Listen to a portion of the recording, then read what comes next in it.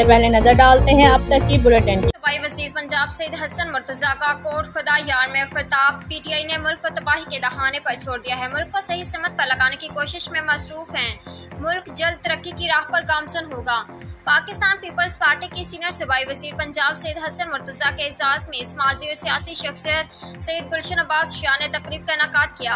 इस मौके पर सईद हसन मुर्तजा ने खिताब करते हुए कहा कि पीटीआई ने अपने 3.5 सालों में जितना कर्ज लिया उतना कर्ज पाकिस्तान की तारीख में किसी भी सियासी जमात ने नहीं लिया।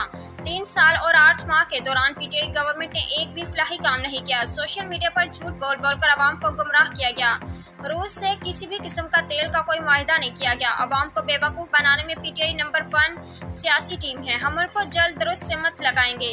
मुश्किल वक्त है, हम समझते हैं कि अवाम पर पेट्रोल और बिजली और गैस के बिलों की शक्ल में मुश्किलात बढ़ाई जा रही हैं, लेकिन ये सब पिछली हुकूमत की बनाई गई सुरंगें हैं। उनका कहना था कि अवाम को जल्द रिलीफ दिया जाएगा।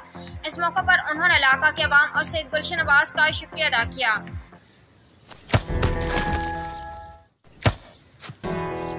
Come on, champ. Come on, champ. इतनी मुश्किल के क्यों मार रही हो?